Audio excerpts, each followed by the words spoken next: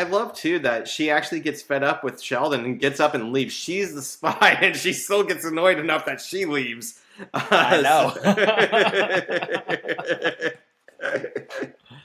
I know she was a good spy. She would have just hung out there. Dealt with it. They'd still be dating.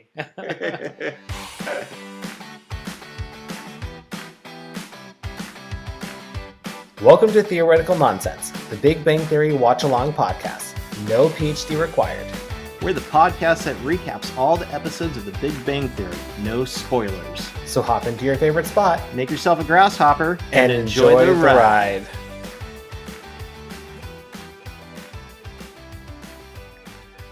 Hello there, Ryan.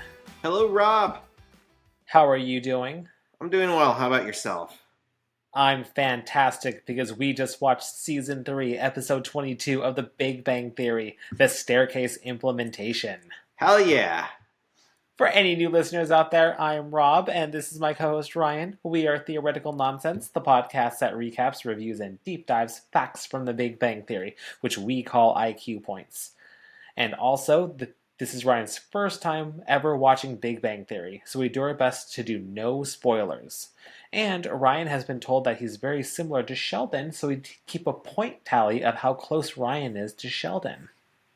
And I forgot to open that up, so give me 1 second, and there it is. Am I Sheldon list Excel sheet? Actually, it's a number sheet because I use Mach. So I am at 97 points, not like Sheldon, and 99 like Sheldon. So I'm a little bit more Sheldon-y right now. All right, a little bit of housekeeping. Don't forget to email us at theoreticalnonsensepod@gmail.com. Leave us a review on Apple and Spotify, and follow us on Instagram and TikTok at Theoretical Nonsense Pod. Speaking of emails, we actually have 2 emails to go through. We have an email from Charlotte and an email from Michelle. Did you want to take the Charlotte one since it's a little shorter? I'll take Charlotte, yeah. I might, I'm just getting over a little bit of COVID, like most people in the U.S. right now. Yeah. So a little bit easier on my voice box. So Charlotte says, Dear Rob and Ryan, as someone who has raised rabbits, it is difficult to determine the sex of a rabbit. Also, when you said sex the rabbit, I didn't even question it. And imagine wake up going to feed your rabbit and realize that she had a little litter of like 10 kits. Anyway, that's all I had to say. Sincerely, Charlotte. As far as I know, I guess cats can do that too, but you wake up and suddenly you have 10 more rabbits. Where did those come from, right? But I like that we're talking about how it's called sexing your rabbit, sex the rabbit to determine the gender, if it's male or female, and that in the IQ point we talked about that. It was 2 episodes ago. So yeah, we had an IQ point about rabbit testicles. That testicles are above the penis, right? And it's very hard to tell the difference between a male and female rabbit, at least according to the pictures I looked at, and I looked at more pictures than I probably should have. So thank you, Charlotte. I appreciate the words of support when it comes to sexing rabbits. Well, before we get into Michelle's email, this is actually a great segue to, speaking of rabbits, a few episodes ago, Ryan actually sent me a birthday gift, and I totally forgot to open it and talk about it. So I was going to open it, right? Well, I already opened it, but it relates to rabbits because it's Mystic Warlords of Ka'a card game. If you're on YouTube, I got my enchanted bunny right here. So I thought that we could take a couple seconds, open up the pack, and kind of just filter through some of the cards. Appreciate. Yeah. So I ordered this from a custom card maker on Etsy. They, as far as I could tell, they don't officially make this game, but apparently you can find custom makers who have enough rules. It's a playable game. I don't know how great it is, but I thought, what a perfect gift. So I'm next time Rob and I meet, it now. We'll play. So if you're on YouTube, you could actually see some of the cards that I'll put up. So we got Move my camera a little bit just to make sure I'm showing it well. So we got our enchanted bunny.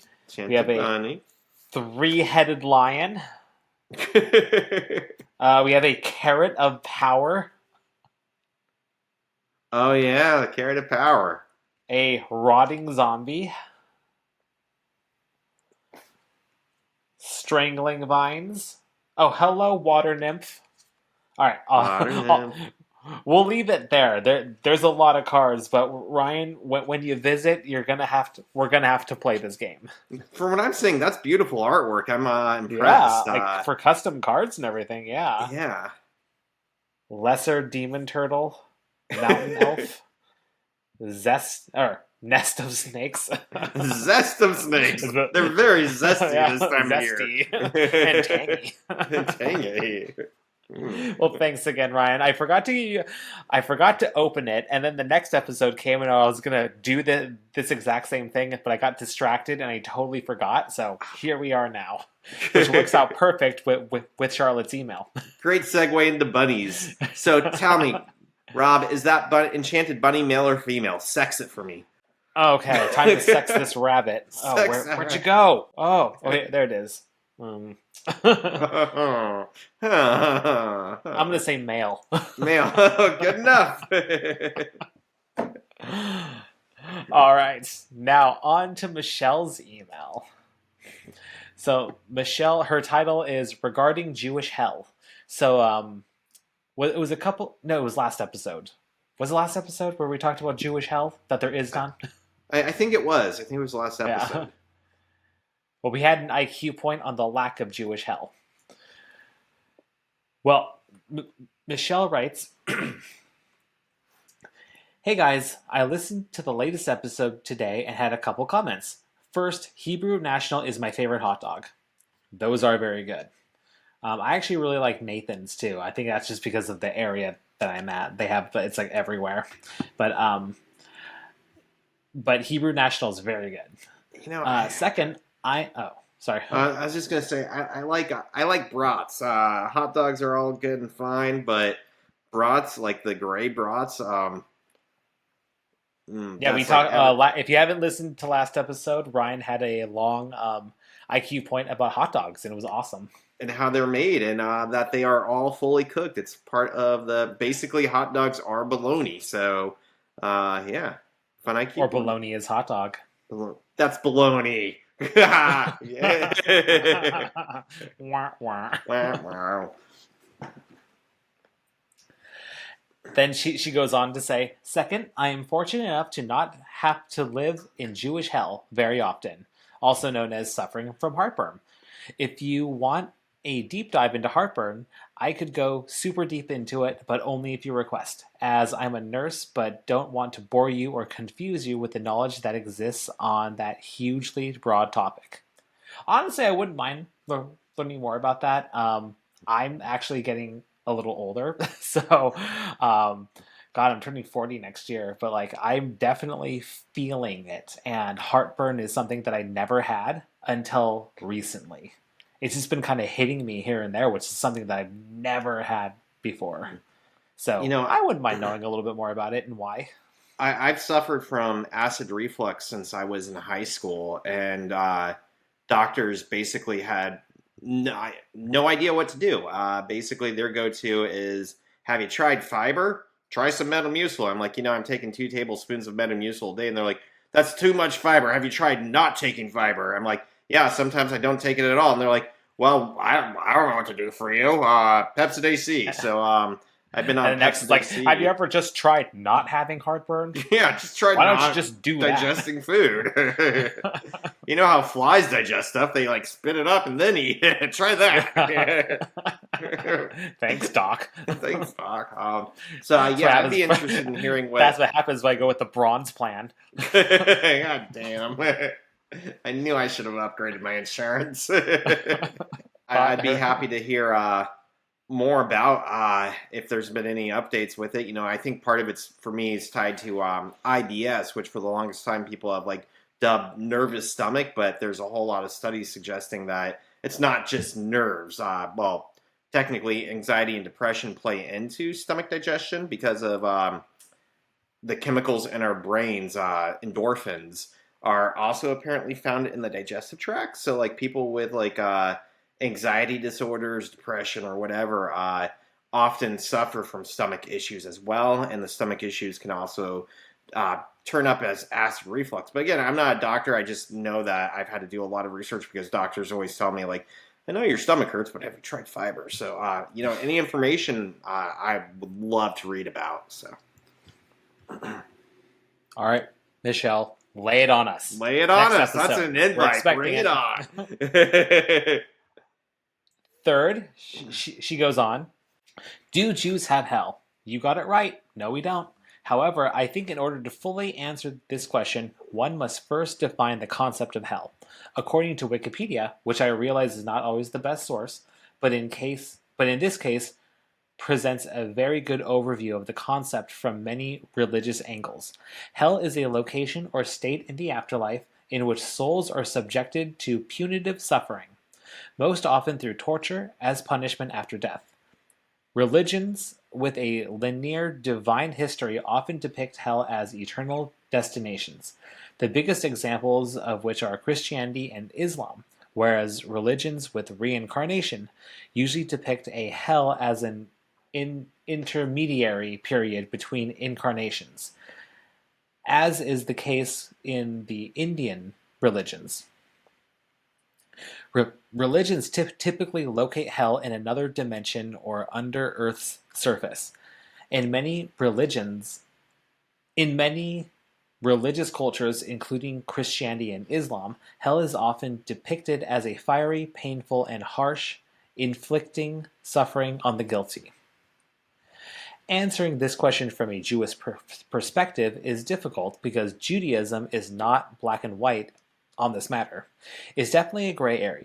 Personally, I believe in a state of soul sleep as far as the afterlife is concerned, where those who are righteous await the coming of their Messiah and will dwell with him eternally, worshiping the Father God. The closest concept I can come to hell in my faith would be depicted in the Hebrew scriptures as something akin to the curses of not following certain commandments.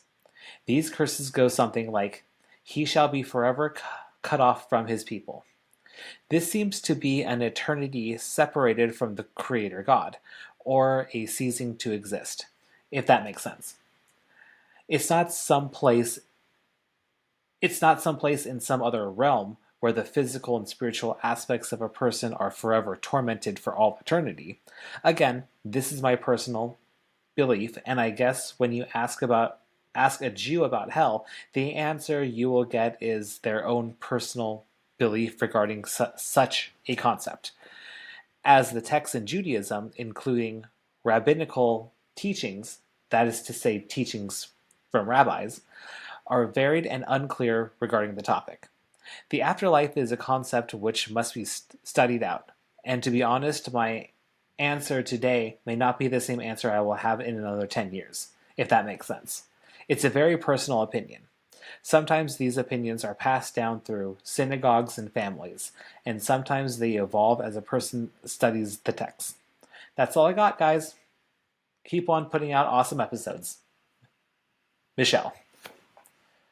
So thank you for that clarity, because we actually talked about that in the last episode, how when we did a lot of research, it was very vague and obscure, all the answers. So this kind of brings light to that. It's enlightening. Huh.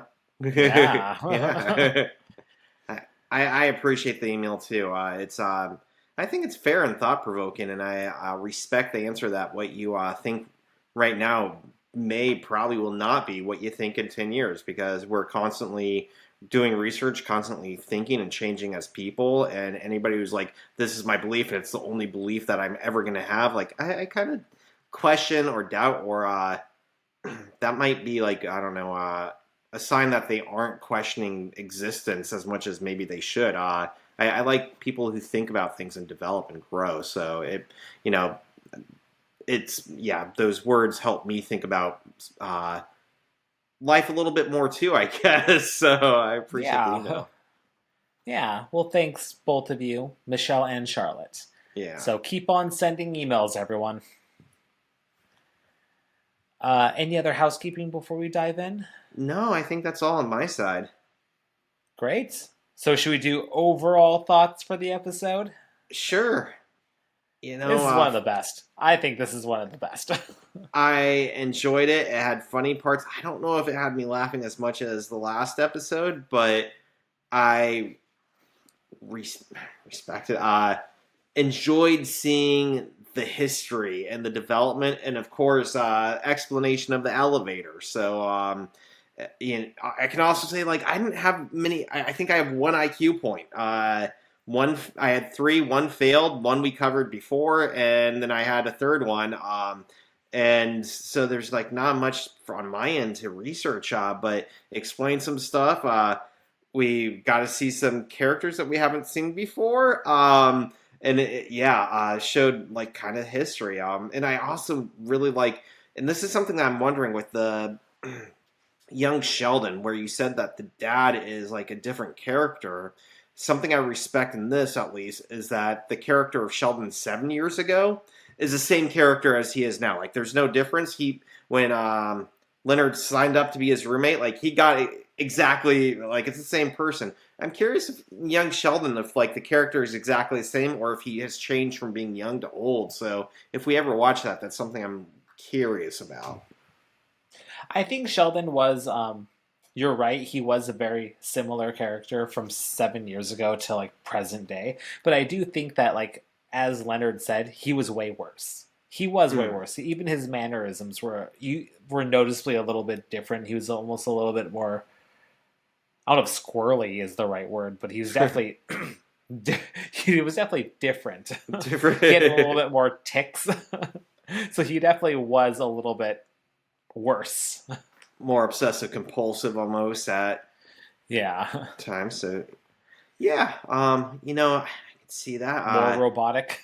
I was just thinking that through the episode when Leonard is kind of upset, I'm like, how can you be upset? You knew like this is what you signed up for. Like you don't change people. You don't expect them to change. So and we can talk about that more in the episode. Expecting flexibility out of Sheldon Cooper. Come on, Leonard. Yeah.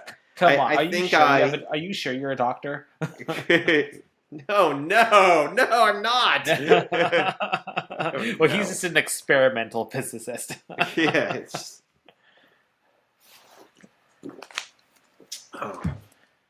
What are your thoughts? Did you you said you liked it? You thought it was great? I think this is one of the best episodes of season 3.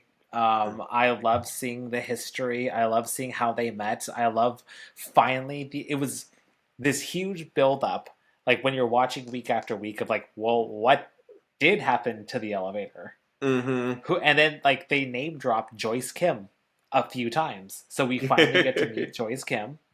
Brief, very brief, but she's there. Yeah.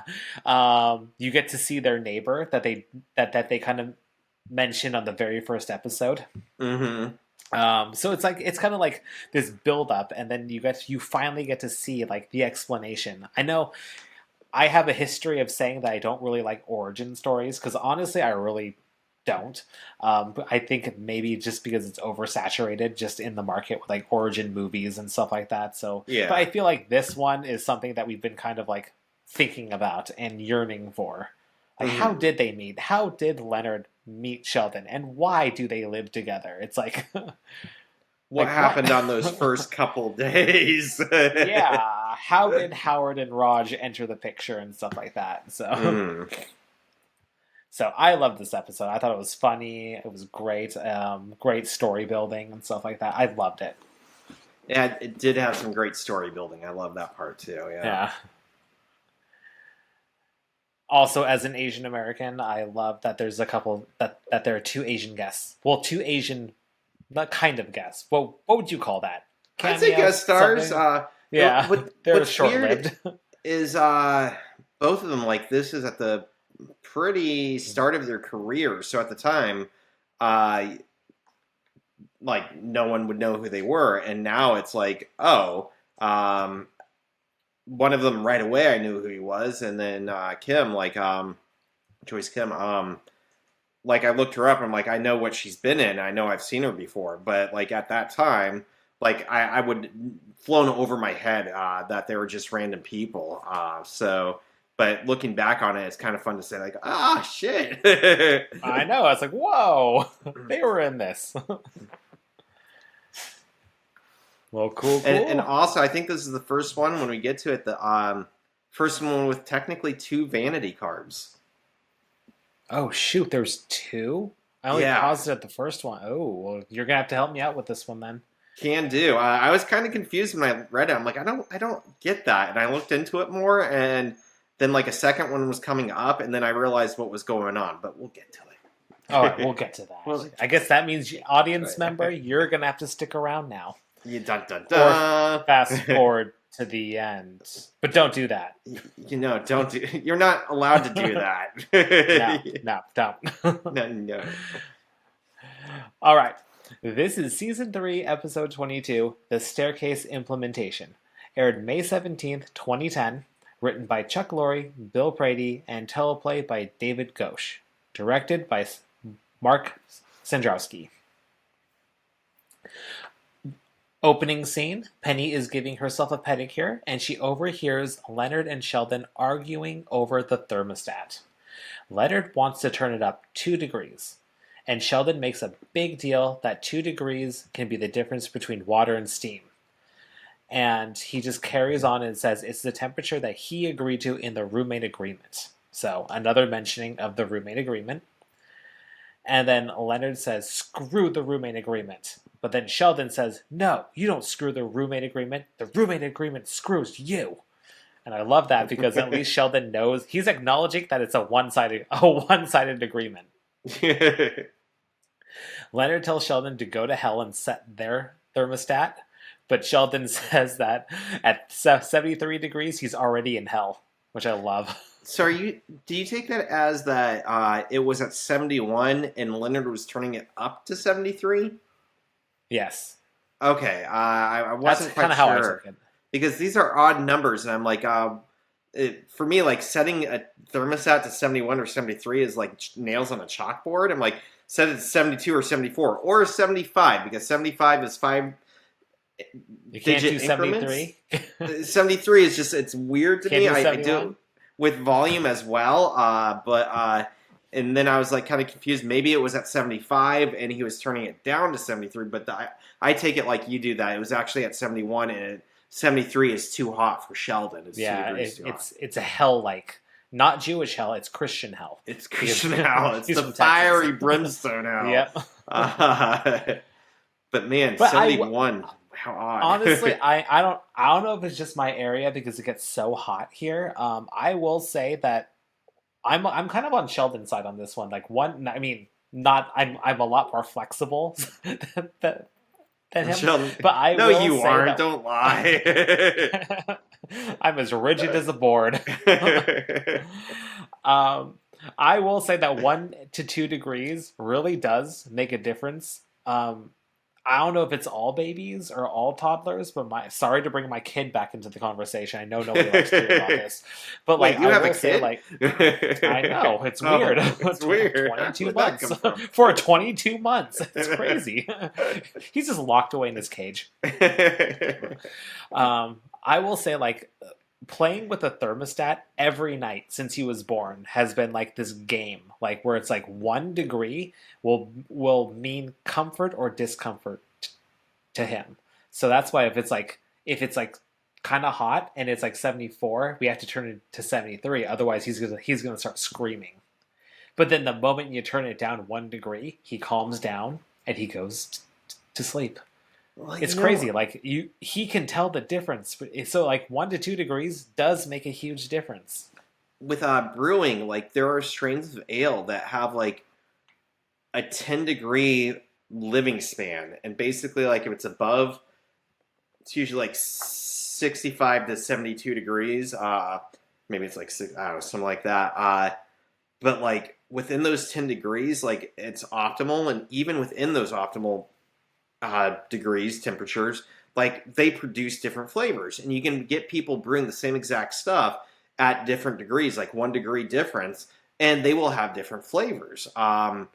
And if you brew above, like if it's like says max is 72 and you do it at 73 or 74, it's going to be shitty beer. It's going to be sour, or it's going to be funky or fruity, or like taste like plastic or Band-Aids. Like it was only 1 degree off, but like you said, 1 degree, babies and beer makes a difference.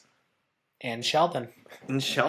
I'm just amazed that 71 is low. They recommend setting ACs, if you have an AC in the summer, setting your house to 78 degrees.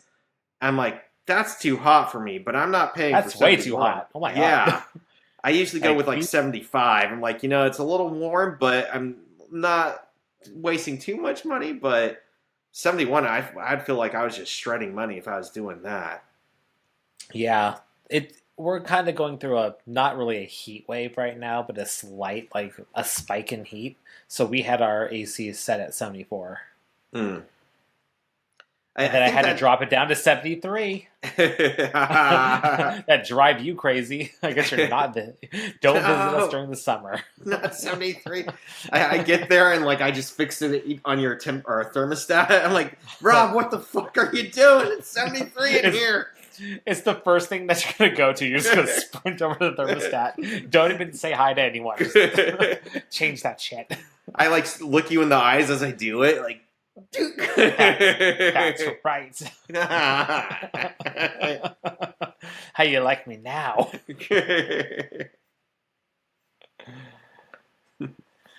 Well, Leonard goes to seek refuge at Penny's. And I love that Penny just tries to play it off like, oh, I don't hear anything. Who is it? He asks her to stay, if he could stay the night, and basically calls... But then she calls Leonard the crazy one rather than Sheldon for even agreeing to live with them. And Leonard says that Sheldon used to be way worse.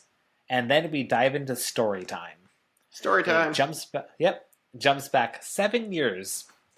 So it means that they're in 2003. In the lobby enters Leonard, and we see a man exiting. And Leonard looks way nerdier. He has like long, shaggy hair. He has the sweater vest, and he does seem a little bit more timid. But then again, he's younger, so it's kind of natural. A like cheerful naivety type of appearance, like oh, the world is pleasant and sunshiny, right? Until he meets the ex-roommate, who is named Sebastian, apparently, according to IMDb, played by Stephen Yeun. Who is Glenn from The Walking Dead. Yep, it's Glenn. It's Glenn. Yeah, the reason I'm not going to get into spoilers of Walking Dead, even though it's like years ago. But everybody stopped around the same time, stopped watching around the same time, and I'm just going to stop talking now, and you know why.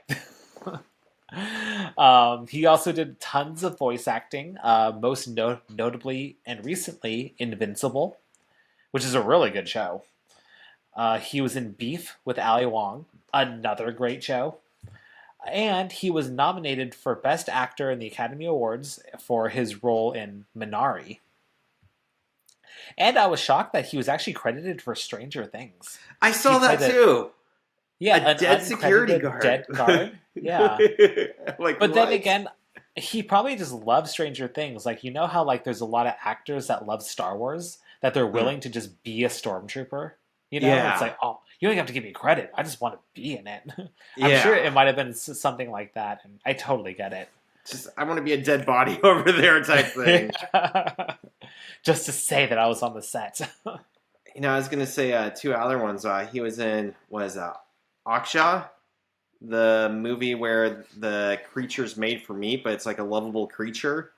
And it's supposed to like basically convert people into veganism for the animal cruelty of the meat industry. And I'm just thinking about it because I just finished up Poker Face, and there's an episode of Poker Face where the main character meets a guy who has like this huge like barbecue restaurant that people come to like every day, and she gives him Aksha to watch, and he watches it, and like it comes out the next morning crying, goes, "I'm a murderer." So that was a great episode. Right? I'm a murderer. I can't cook beef anymore.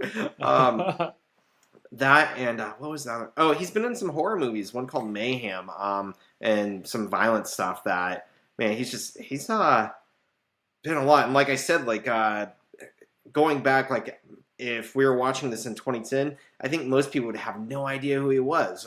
Walking Dead was getting started, right? But Yeah. like it only been like a little bit. Like now, I think like people know who he is. So it's really cool going back and seeing him like in his younger years. Yeah, he played that role very well too as the ex-roommate. Like just like that intensity in his eyes. Run away, dude. Run away. Run fast, run far. Yeah. I love it. Sprint far. Yeah, I would have loved to watch just a single episode, a one-off episode of Sebastian and Sheldon as roommates. Would have loved that. Well, now we have our opening theme, and Leonard continues with the apartment hunt because, for all he knows, the other dude, Sebastian, was the crazy one. He goes upstairs and he knocks on the door, and he sees the neighbor that they mentioned in the first episode, the black transvestite. And that he is named as well. His name is Louis, according to IMDb, played by Aji Kirkland. And I've never seen him before, but he actually has been in a lot of shows that I've seen. But it's just I do Didn't not recognize him. recognize Yeah. him. I'm like, I know I've Uh, seen that episode. I know I've seen that show, but I don't remember his face in that episode. Type yeah, he thing. seems to play like just very like minor roles. Like his IMDb resume is full of like guard or neighbor. Or I saw Security one that just guard, says yeah. black man. It's like okay, Huh. okay. That seems racist, but All right. okay. But yeah, the shows that I saw, Fresh Off the Boat, This Is Us, Shameless, and Angel. Don't recognize them at all. Well, Leonard asks if he's Dr. Cooper, and he says no, and that Sheldon is actually the crazy guy across the hall, which should have been clue number 2. So then he goes over to the right apartment, knocks on the door, and we meet, I would say, a shyer, squirrelier Sheldon.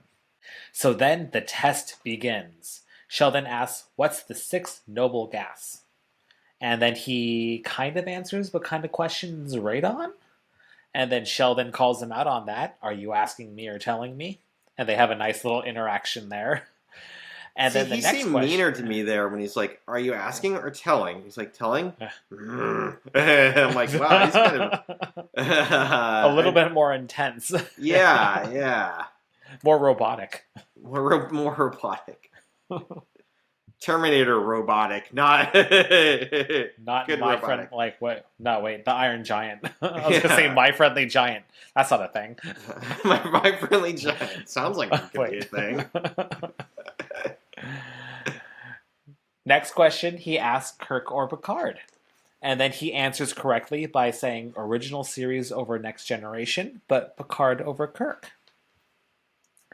He passes, and then he gets to enter the apartment, and it's great. The apartment, just how bare it is. He has 2 lawn chairs, a television, and a bunch of whiteboards all over the place. I paused it to take a look around. The TV is on cement blocks.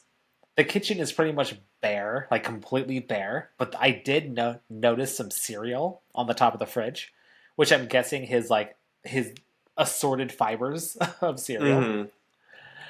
Mhm. He still has a key bowl at the entrance, which I really like that detail, that he puts his keys in a bowl. And then he has a GameCube with the joystick connected to it. You know, I was wondering, like, at first, it's like, you know, I don't have a problem with that setup at all. If somebody moves into a new place, but it became clear to me that he's lived there a long time and he just does not care about updating furniture. But like, if you move into a new place and you are watching TVs on cinder blocks, I'm like, go you. You know, you're getting out there and doing something. But if it's been 10 years and you're still watching cinder, like if that's your lawn furniture in your living room, that might be questionable. Well, I guess how long do you think he was there? I mean, because we don't Did we ever establish how long he's been at Caltech? I I don't know think he it said. graduated college when he was like, shoot, like 13 or 14 or something. Yeah. And then at this age, he's like in his early 20s. Because we established that in 2010, they're like 28 or something like Mm-hmm. that. I'm trying to remember, but I'm So I'm sure guessing he's somebody been out there there. is driving and listening to us and screaming into the radio. Yeah. You're It's obvious completely he's wrong about the 28. dates. You idiot. It is. But I was guessing maybe a couple years that he was there. Long enough certainly to have at least Another roommate. roommate. Yeah, and it seemed to me that he Well, was I'm probably churning them out quickly too. I was gonna say, like, I was gonna bring it up later. I think Sebastian broke his lease and just bounced as fast as he could. I think so too, and that's why he drew on Yeah. the wall too, which is going to come Yeah. up. Well, back to Leonard and his journey. He still has to earn the right to see the back half of the apartment. We learn at this early stage that Sheldon had a spot that he has eternal dibs. He says, Cathedra me, regule me. That's Latin for my chair, my rules. The interview continues, and Leonard tells him, oh, I was going to say that was my failed IQ point. I was curious if this was like an actual thing, like a saying, like not with chair exactly, but apparently cathedra is chair, as far as my understanding, and I guess regula would be rules, and mea would be my. So my chair, my rules. But I was thinking like maybe that was like a fancier statement, and all I could find online was people quoting Big Bang Theory, and people changed it a little bit to stuff like, my life, my rules, but I couldn't find anything to actually verify that that's an actual saying. All I could find out was Big Bang quotes, but for what it's worth, I'm giving myself a point for being like Sheldon, because I didn't say it in Latin, but I have used this saying before. So did you ever play Foursquare in elementary school? yeah. I may have told you the story before, but did I ever tell you the story of me bringing a ball to school? I don't think you did. It's not a huge story, but and I'm going to add a detail that I don't think I add very often to it. But they had balls at recess, bouncy balls, big bouncy balls, rubber ones. And we played Foursquare. It was like basically four people, and you're trying to get one person out. When one person goes out, somebody from the line gets to move in. And whoever's in square one got to decide the rules of the game. And they're like, it's a simple game, but they're like a list of rules that you could come up with to edit it to your way. And me and some friends got sick of, like, we spent all recess of people saying, okay, what rules do I want now that I'm in the first square? And we're like, just play the fucking game. And, the only way I could think of solving this is bringing my own ball. And since it's my ball, my rules. And me and my friends came up with rules and dictated these are the rules. Doesn't matter who's in square one. These are the rules so we can focus on playing. And we did that. And I remember this girl got to the first square and she's trying to make up the rules. And we're like, oh no, since it's my ball, we've decided that it's going to be the same rules. And she got pissed off and told the teacher. Of course, the teacher says, it's Ryan's ball. He gets to make the rules. So Ryan's ball, Ryan's rules. But the real kicker is I kind of had a crush on her. So I'm like, well, that ruins my chances because I told her you can't make up any fucking rules. So, yeah. Anyways, 1 point for being like Sheldon. I don't think I often admit that I had a crush on her. I can't remember her name at this point in my life, but I remember thinking, oh man, this is embarrassing. She's going to hate me. But of course, it wasn't just me saying this. I had several people who were on my side saying, we all You were have actually agreed ahead with of the this. curve. You were actually the original pickup artist, and you're supposed to be mean to the girl that you like. And then I could have been like, you know what? I'm going to make an exception for you, baby doll. It's like that too. Baby doll. Listen here, baby doll. You can make up the rules this You time. can do whatever you want when you're with me. You do what you want. You do what you want. Baby gets what baby wants. God And then damn. she goes to the teacher for a whole other reason. It's a whole different reason. And suddenly Ryan's in a special class by himself. Okay, so that's my spiel. 1 point, my ball. Sorry to deviate this even more. I just had my wife just had some family over, and and we were playing some card games, and we were kind of just going through all the card games. And her cousin is from Korea, so he doesn't really know like a lot of like American card games, or they have like their set of card games and everything. But I grew up playing a game called 13. Did you ever play that? I've played it before. Okay, well, I looked up. I was like trying to look up official rules. It's funny, but I didn't realize it was the national. It's the national card game of Vietnam. Really? But yeah, and it was like, oh, you know what? That makes sense. There was a huge Vietnamese community where I grew up, and they all played 13.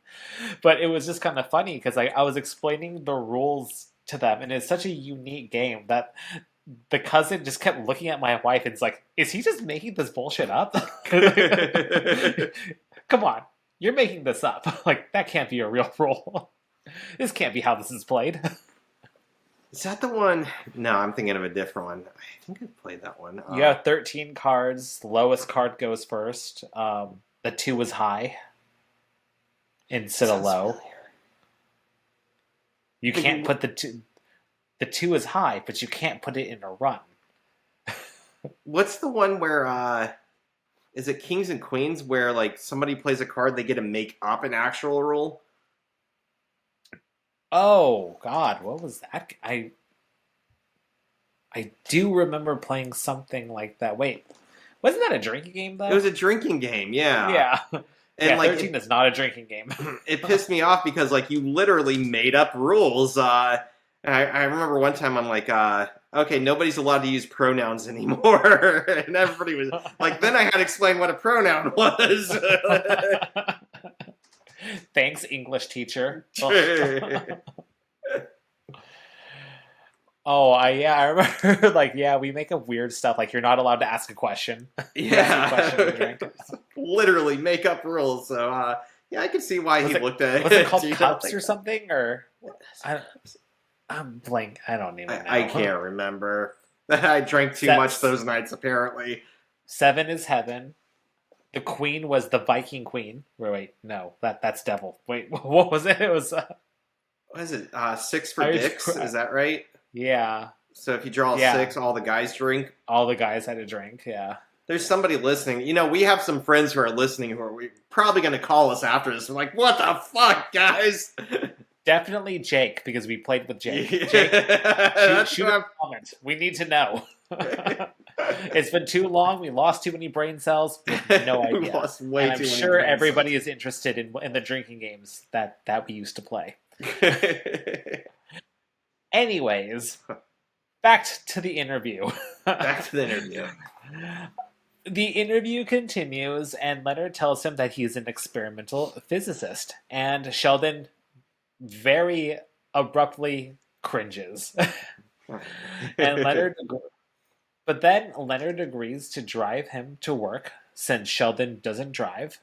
But he could drives, but he can't drive. I could if I wanted to. Yeah. And I love that, like, whenever Sheldon's kind of like cornered on something, he starts like twitching a little bit. So it's well, past Sheldon says, last question. In a post-apocalyptic world, which task would you assign the highest priority? Locating a sustainable food source, reestablishing a functioning government, procreating, or preserving the knowledge of mankind? And Leonard says preserving the knowledge of mankind. And then he passes, but he would have accepted any answer other than procreating. You know, I wanted to throw out there that sounded like a stupid answer to me. To me, food would be the first go-to. But I wanted to give a shout out that there's this book called I'm going to look it up. I forgot the name. I would say the same thing. I was actually going to ask you what you would have said, and I would have said the same thing. Like definitely a sustainable food source as like the priority. Yeah, you could figure out That other stuff later. the government. Like how much do we really need the government, especially if we're struggling to eat, right? So the guy who did the original Night of the Living Dead and basically who jump started zombies as we know them as cannibal eating corpses, undead cannibals who died by getting shot in the head is George Romero. And he started writing a book, and then he passed away, and Daniel Cross finished it for him. I believe that's how it went. It's called The Living Dead, and it's like an anthology of stories. And it's cool because apparently in George Romero's notes, he had something noted saying the end of the Living Dead. And it builds up to a point in time where whatever causes zombies to come back to life, as easy as it comes, it could go away too. It's just a period of humanity. And there's a woman in it who has some neurodivergency characteristics like autism, and she actually has a story about preserving humanity's records. And her job, like, because she has nothing else, she is like in a government agency with a secure building, and she's there by herself because everybody ran away. She's continuing to file stuff and put it on hard drives, and the internet goes down, and then like after a few years people get the internet running again, and she's like, it starts with like just like 56K again. It's very slow, but she just kept doing stuff, and apparently like preserving humanity's records and people's stories, and like people would stop by and she'd interview them, gave people hope, and it continued like the passion to build humanity again. And I always remember that. So like as far as at first I was like, that's stupid. Why would you pick up preserving human lineage? Like if you want to read a book about Night of the Living Dead and how like George Romero kind of potentially saw it ending, like that was great, and it gives a reason why it would be important to house human records. So I wanted to give a shout out there because I thought it was an awesome book. So. Nice. Yeah, I actually just watched Furiosa, and it kind of goes into like the beginnings of like the end of the world and everything like that, and just kind of seeing how like it actually would be very helpful to have like that knowledge and everything. Like when he like licks her tears and everything, it's like, what is that? And like they explain like, well, those are sad tears. There's a difference between happy tears and sad tears and angry tears and everything. It's like, huh? They taste different. They taste different. I was like, okay, they could use somebody preserving the knowledge of mankind. Yeah, I kind of like that guy too. He's like got like words tattooed on his skin and like stuff, Yeah, right, to remember. Like, yeah, all the stories and everything like that. Yeah, that's kind of cool. That's a great movie. I enjoyed it. It's an origin story, but I enjoyed it. Oh God! Like, I guess I do like some origin stories. You liar! You love them. You've always loved them. Oh. Maybe I just seen a handful of ones where I just don't need them. Like I think the one that I will refuse to watch is the new Hunger Games ones. How they're doing like, the origins. Yeah. Like now that's like the most useless stuff. It's like you want to focus on President Snow, a character that we all hated, and we want to show him young, so we want to see a young piece of shit instead of an old piece of shit. And like I understood like where they were going, like saying like he wasn't always a piece of shit. That word changes people and makes people pieces of shit. But I don't think the story was that good. I watched it because Kelsey loves the Hunger Games, and I'm like, okay, I'll watch it. But man, it was like, was that written by the original author too, I think or so. Suzanne Collins? Is that her name? Yeah. Okay, I wasn't sure if it was even written by her or anything like that. I remember seeing the trailer and it was like, well, there's one movie I'm not going to watch. Not needed. It wasn't fleshed out. It seemed like compared to the other books and other stories, other movies. It left me kind of like, I don't really get why the characters were acting that way or why they did what they did, and it seemed forced, and Yeah, So that's I think that's absolutely valid of an origin story that was not needed. I could go into more, but back to Big Bang Theory.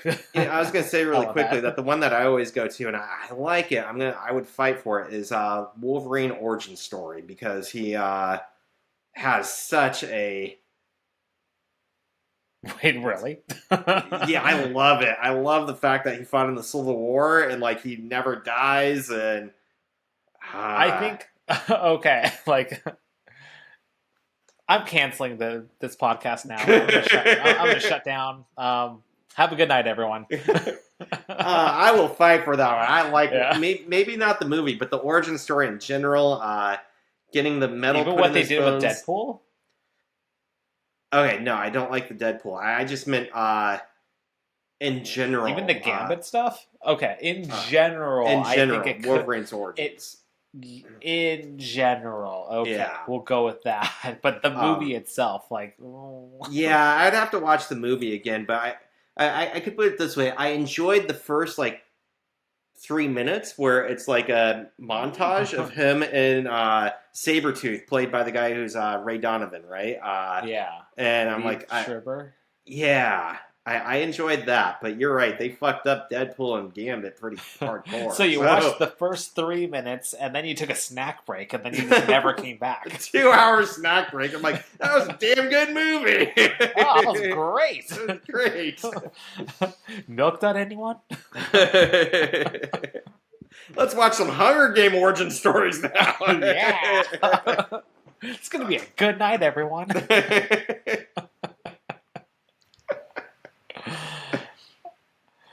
Well, Leonard has passed the second barrier, but he's told to not get cocky. And then he shows him the bathroom and asks about his schedule. They have an interesting interaction about bathroom schedules, and then at the end of it all, Leonard says he'll settle for 7:30. I did. I did laugh at that. He goes, 8:00. Can't do 8. I can do 7:30. What? You go when you need to. I don't rent it to hippies. I don't rent to hippies. Can't do 8. Well, the third barrier has now been passed. And then they pass Sheldon's room, and Leonard makes a joke, which apparently he will do on occasion. And that's going to be 1 point for being like Leonard or somebody else, because I think I'm quite jokey, and honestly, people look at me like, why the hell are you talking right now, Ryan? You're at a funeral. Like, oh. No, it is a celebration of life, not a funeral. So now we enter Leonard's future room, and there's red paint all over the wall that says, "Die, Sheldon, die." And I know, and this is where I was saying, like, he must have just, like, cut his lease off as early as possible, because he totally left a mattress and a dresser there. Yep, and ran. Yeah. And there's no way Sheldon was furnishing that room, so... No, he bounced. And then they flash forward to them sitting and running through the roommate agreement. Every Friday, they will sit and watch Firefly, because it's going to be on for years, which is a Firefly joke. And that's my only IQ point for the episode is Firefly. I love Firefly. Oh man, it's so sad that. Are you gonna talk about like why it had a downfall? I was just gonna talk about the straight facts of when it aired, how it came back or kind of came back, and kind of some history of it. Nothing too big, no too deep. I've never actually watched it, so ooh, you got some catching up to do. It's not an origin story, so so it's gonna be great. So I got that. It had a 3-month original broadcasting on Fox in 2002. After that, fans advocated against the cancellation by raising funds for an ad in Variety and a postcard campaign to UPN. Apparently, these failed, but failed to get it picked back up. But it did push for a DVD release in December 2003, so fans were able to get the episodes on DVD. But it's my understanding that it didn't have an actual ending.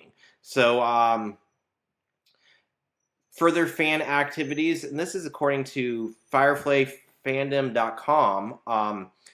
Further activities persuaded Universal Studios to produce a feature film. And according to this website, Fox still owned the rights to the name Firefly, so they had to pick a different name for the movie. And Whedon picked Serenity for the movie that was picked up by Universal Studios due to fan, not outrage, but demand. And it was released in on September 30th, 2005, and did pretty well. Not super extremely well, but well.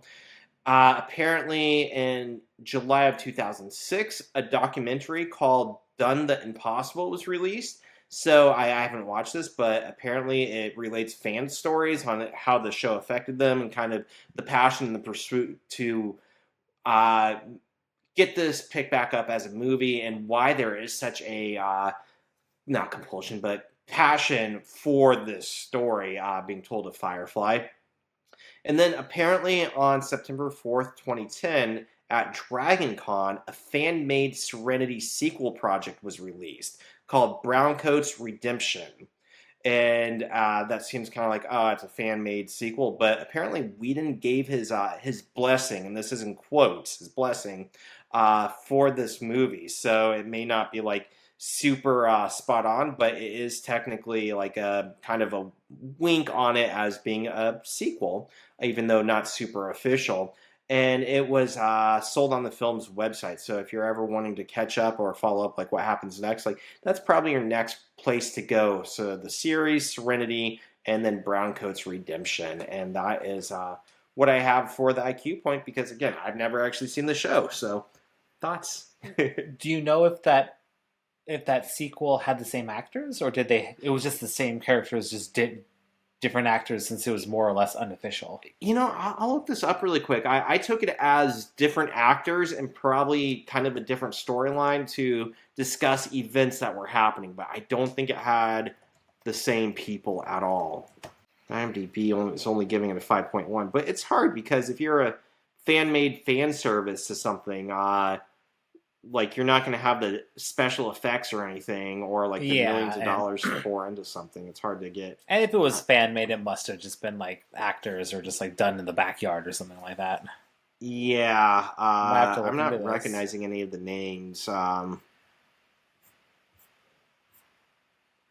while you look at that, I guess I don't have all this. It's just from what I've read, because I'm a big Firefly fan, and I like a lot of people are out there love Firefly. They talk about it all the time. I've never actually done my own research into it, but from my understanding, and I do remember this part too, because I watched Firefly when it was being broadcasted, and it was a huge issue because the network kept changing the days. Sometimes it was on Monday, sometimes it was on Friday, sometimes it was like there'd be like 2 weeks in between or something like that. It was like it could never just have a set time. So people just kept dropping out because they didn't know when it was even playing. So that's why viewership was down, and that's why kind of like that's one known way for a studio to kill a show. Like they don't like it, they don't really want to be spending money on it. So instead of letting it die on their own, they move it around so that nobody can watch it and it dies. It's like yeah, makes sense. And that's what happened, and that's why it had a downfall. But then, like, it's such a great show. And while you were kind of talking about this, like the whole fan made thing, about like it got me thinking, and I feel like I already answered the question as I thought about it. Why was this never brought back? Why didn't Wheaton ever just like continue to advance it, or just even do like a remake of it? And honestly, like the fandom is so intense for the original, I don't think they'll ever accept any sort of remake. It's like Linkin Park right now, right? They just introduced a new vocalist. I saw that, and I haven't checked it out yet. It's new, it's different. I feel like her voice supports the band and brings the band into like the style that they're looking for. It's not Chester. Nothing ever will be. And I don't feel like it's fair to hold the band accountable as one person or just the lead singer because what's his name, Mike, right? Mike Shinoda. Yeah, Shinoda. He was like kind of like the brains. Like even though he wasn't the lead vocalist, he was kind of like the powerhouse behind the band. And just because of what happened, I don't feel like it's worth it to ruin everybody else's goals and lives because of that. And they waited a significant amount of time. They are respectful about it. Everybody has their own opinions, but at the same time, it's not Chester.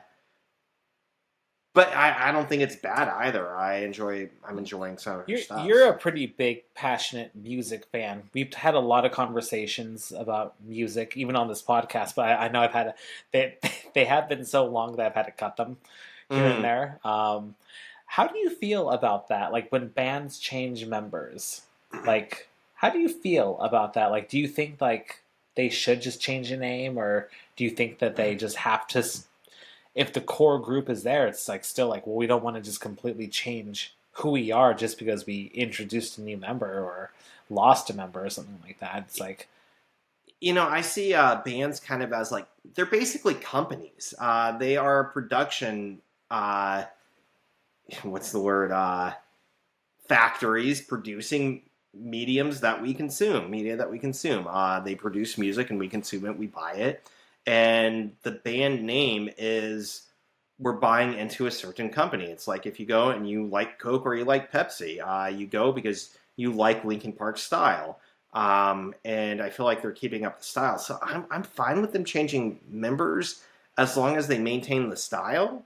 And of course, if you get something like Dave Matthews Band and you drop Dave Matthews, that gets weird because it no longer has Dave Matthews. But I know there's some other bands. There's a band I like called Roger Klein and the Peacemakers that was originally a band called The Refreshments.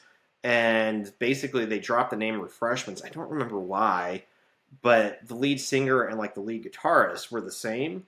And the lead guitarist, I feel like, was every bit as important as the lead singer. And the lead guitarist dropped out eventually. And they got a new guitarist who's very good, very talented, but it's not the same. And like when you listen to it, you can tell it's like this. But at the same time, I feel like it's the band is the band.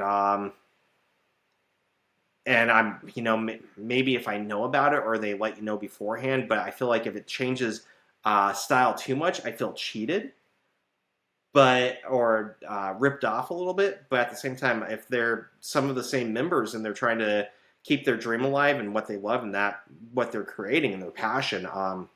Another example is the band Live. I believe it was Live.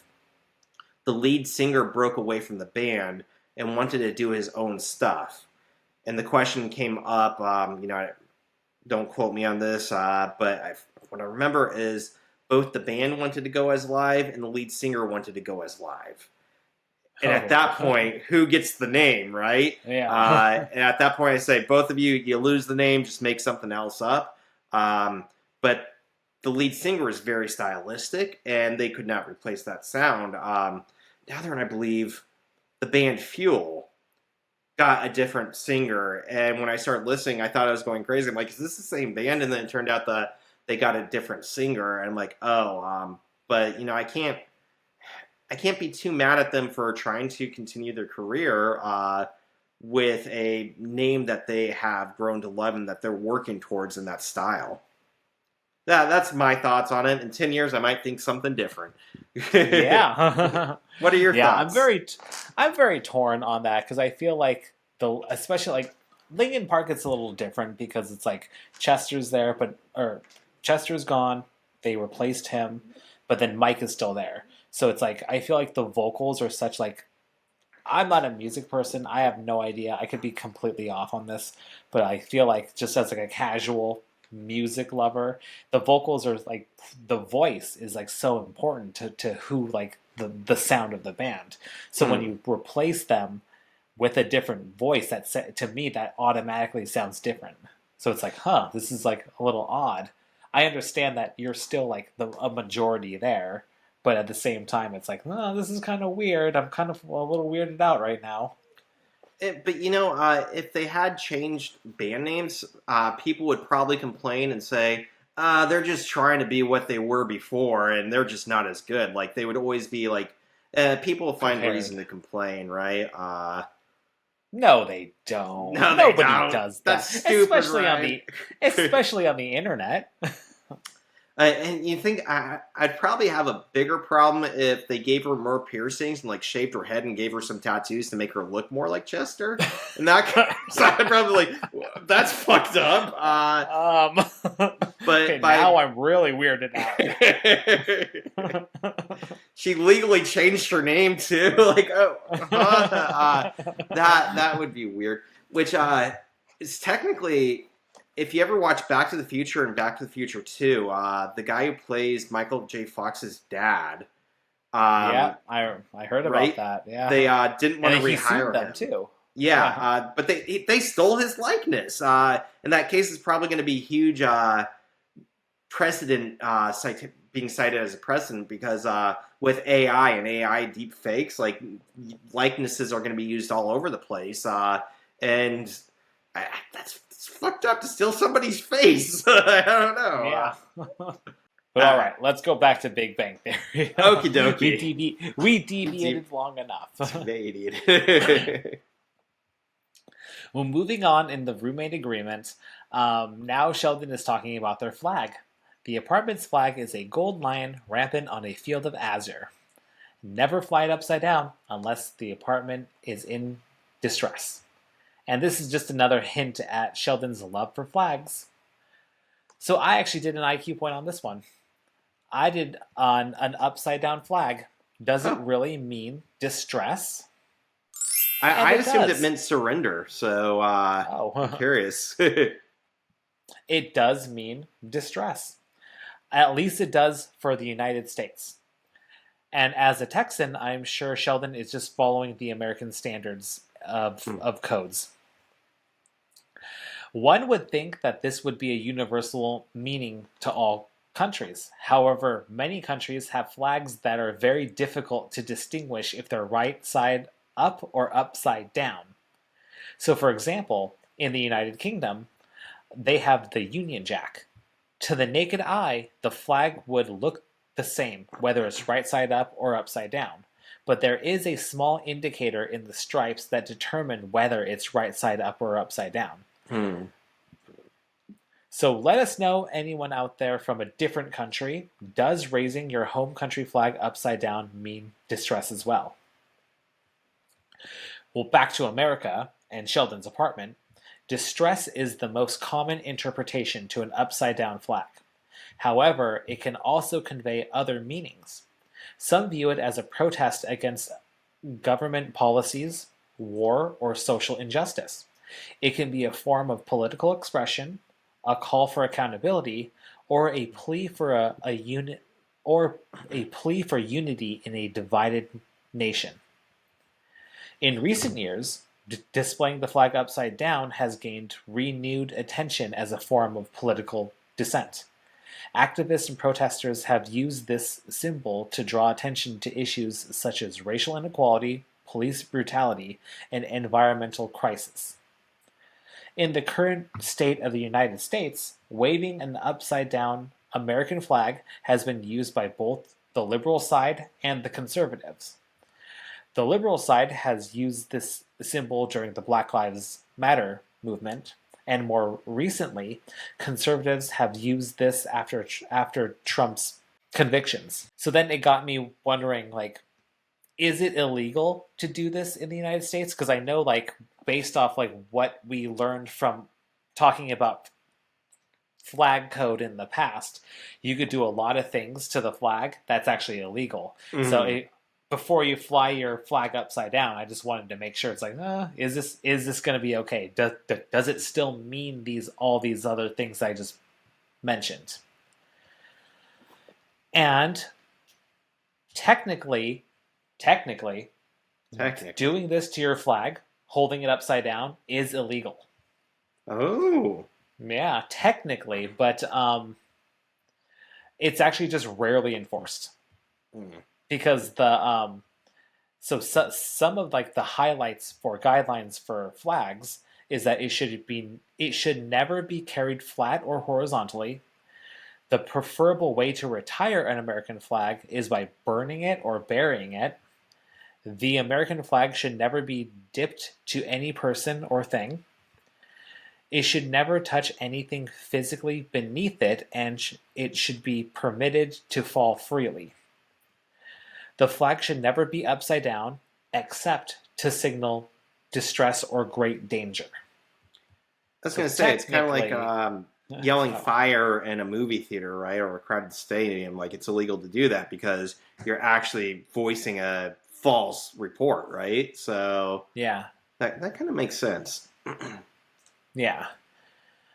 Well, according to Cornell law, any disrespect to the American flag, meaning whoever knowingly mutilates, defaces, physically defiles, burns, maintains on the floor or ground, or tramples upon any flag of the United States, shall be fined under this title or imprisoned for not more than 1 year or both. The term flag of the United States means any flag of the United States, or any part thereof, made of any substance of any size, in a form that is commonly displayed.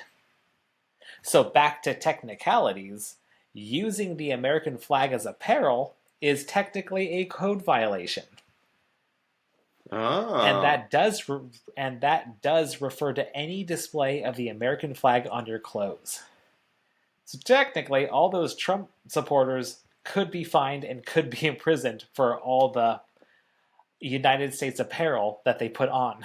Like For all the board flag shorts or apparel. even like American flag Speedos Yeah, all going that up stuff. somebody's ass as a wedgie. Oh, man. Yeah, under the United States flag codes, it is illegal and it is a federal offense. But if you ever get in trouble, if you actually do, because nobody actually enforces this, if you actually do find yourself in trouble for doing something like this, you can refer to an old Supreme Court case, United States versus Eichmann, where they invalidated the federal law against flag desecration, as it violates our First Amendment right of free speech. So just know, just wearing the American flag is a form of free speech. So you'll pretty much get away with it. I'd say you might get into a little trouble if it's, again, upside down, just because that's like yelling for distress when there might not be distress, and that might be, depending on the situation. But still, I mean, you could say, it was satire or free speech, right? Yeah. But then again, the way our country is right now, we're pretty divided. That's true. So fly it upside down. You're not wrong. So what would happen if you had a pirate flag upside down? Would that mean the pirates need help? Good old Yes, Jolly because Roger. I know you said an upside down flag you thought meant surrender. Isn't that just the white flag? You You're wave the right. white That flag is white to flag. surrender. I took it as if you put it upside down, you're saying like we give up our states in turmoil and we're surrendering. I did read somewhere that in the Navy, I could be wrong because I didn't find it under like flag code or anything. I just found this on some like blog post. So if I'm wrong, please tell me. If a ship was to fly their flag upside down, it means that they've abandoned ship and they don't care about the ship anymore. Meaning that Oh, like somebody can just commandeer it and they don't care. sounds like That's I'd just have what to I saw go in a back. blog But weren't we post. talking about maritime law a little bit ago? So Yeah. I think that's one of the things we were talking about. But I don't know. Interesting. I just think it's ironic if pirates are like, help us, we won't steal your stuff. We thought that last time, pirates. You got us. Fool me once, shame on you. Well, that's upside down flags. Moving on with the roommate agreement. Sheldon says, if either of us invents time travel, we agree that the first stop will be this meeting, precisely in 5 seconds. And that was a laugh out loud moment. That made me laugh too. I like that It's they're both in on it. around. They're both looking Yeah, around like, oh, that's too bad. That's disappointing. And then we cut over to Penny and Leonard in the present time, and she's asking, like, why did you agree to all that? And Leonard responds that logically, it's the best apartment that he'd seen. Rent is very reasonable. And honestly, after you pass the first three barriers, you kind of want to take it all the way. That was funny. I want to take it all away. I'm kind of a Leonard in this one. Like once I'm in, I'm kind of in. I want to see what happens now. I made it this far. Well, after all that, Penny still has no sympathy for Leonard. So he tells her the first time he ever brought over a girl. And we get to see Joyce Kim. Joyce Kim. I believe her name is pronounced Ali Mach. That's what I was thinking too. Oh, who's actually from Seattle. So shout out Seattle. Yeah. She has done quite a bit of voice acting. She's going to be in the new Exploding Kittens show. She's been in Beavis and Butthead, American Dad, Robot Chicken, Toy Story 4, and Hit Monkey. She's more known for smaller roles like Hot Girl or Japanese Girl, but I most recently saw her in Hacks, which, Ryan, I told you about Hacks, that you should really watch that show. It's really good. And I noticed that she was in an episode of Sarah Connor Chronicles. It's like Pretty Student or something.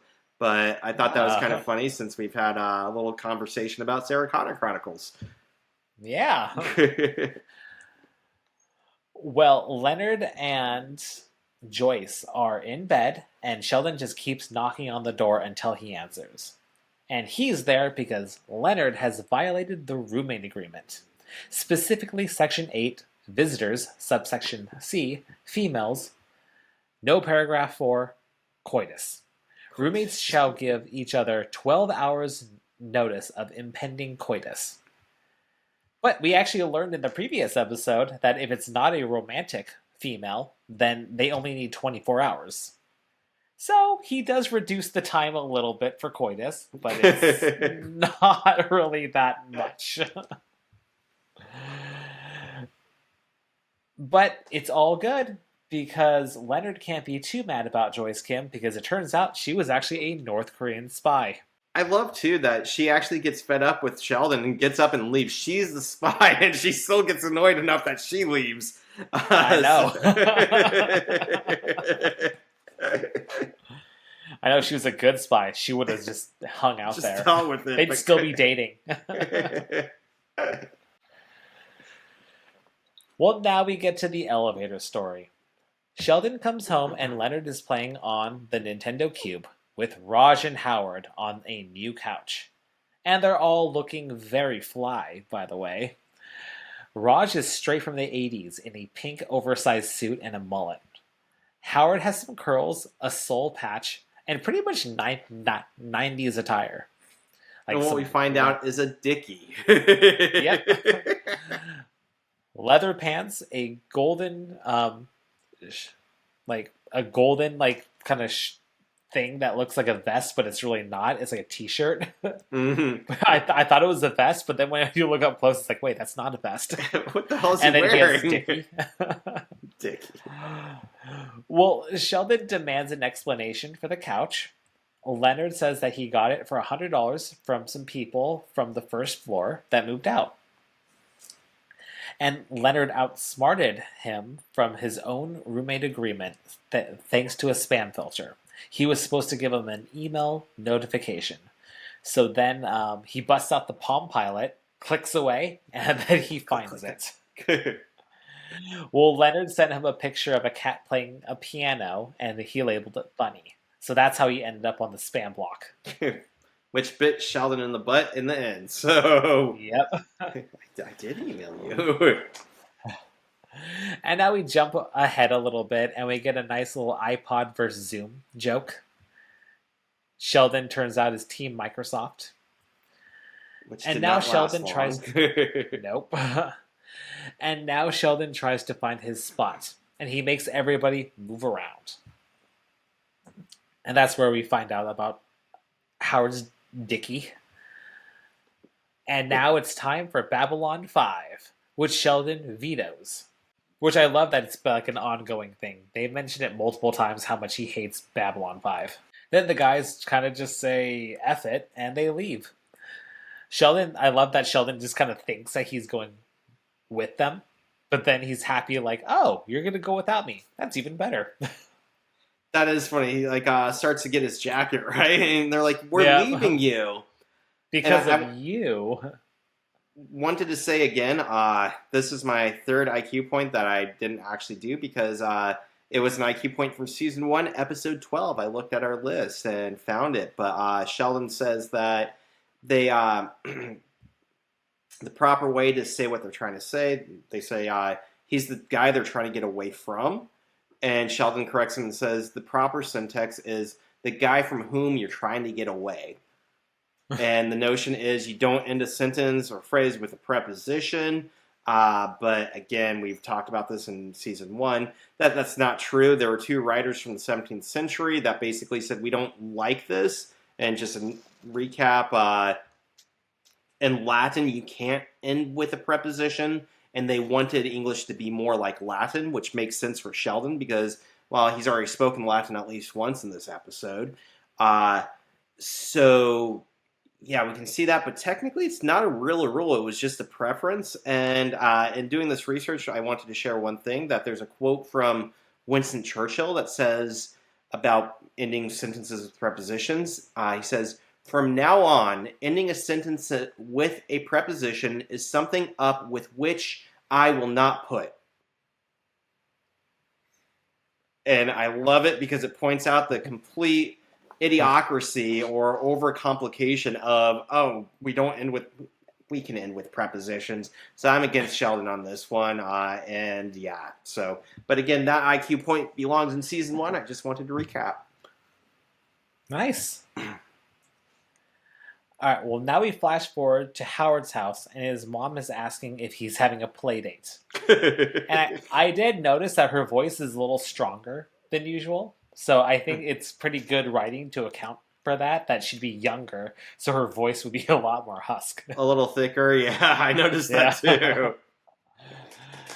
Well, they see Howard's rocket, and Leonard asks if it's a 2-stage rocket, but Howard corrects him and says it's a 3-stage rocket, and that it could break Mach 1 if he was able to get a hold of the government's new fuel. And it's his lucky day, which we'll get into later after I go into an IQ point about staging for a rocket. Ooh. So I am no rocketeer or anything like that. I don't really know anything about rockets, so I just wanted to do a little bit of research about, like, what is a 2-stage rocket? What is a 3-stage rocket?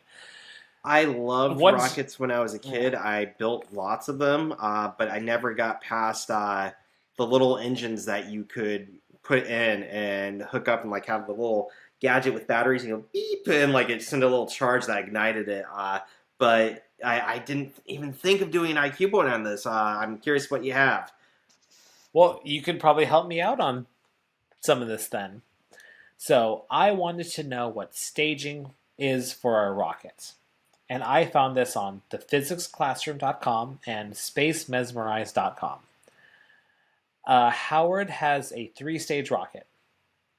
We'll get to first stage first, though. So, first off, what is rocket staging? So, rocket staging is a critical aspect of rocket technology.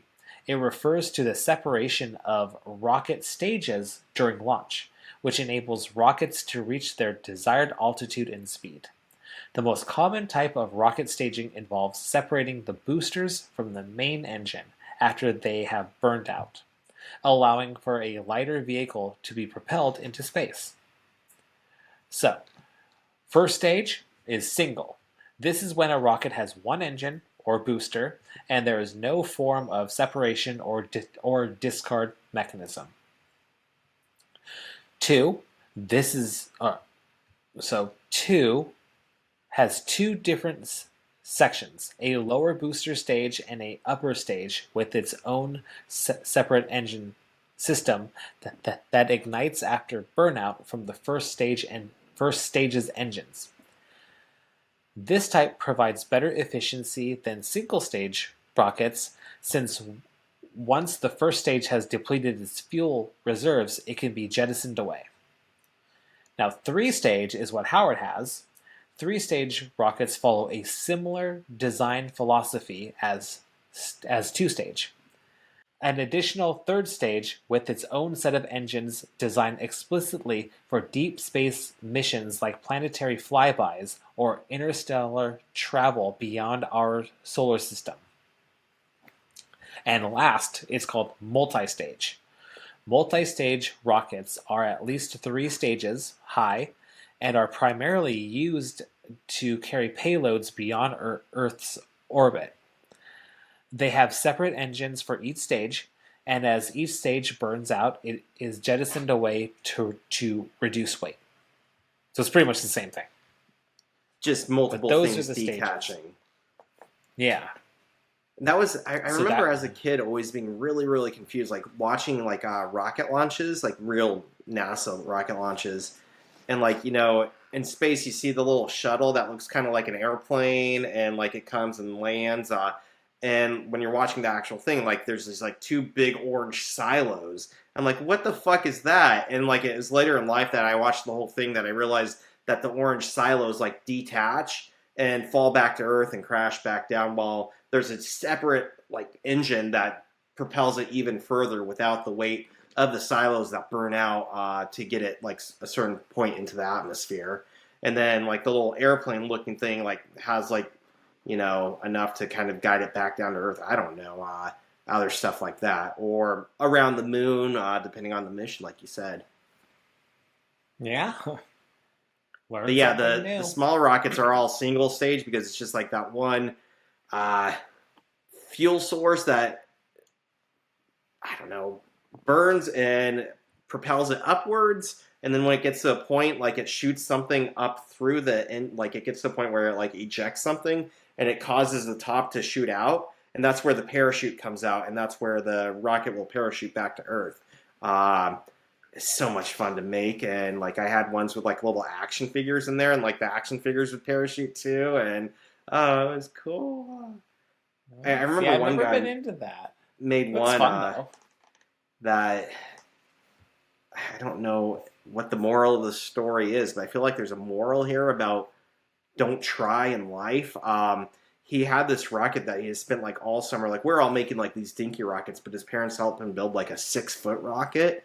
And it was like beautiful, and he was going to launch it. It took like a special engine, and I don't know what went wrong, but it started when he like launched it. It started to go up, but instead of launching it, like fell over and broke in half and just started on fire. And like he started crying like immediately, and we're all like bewildered at this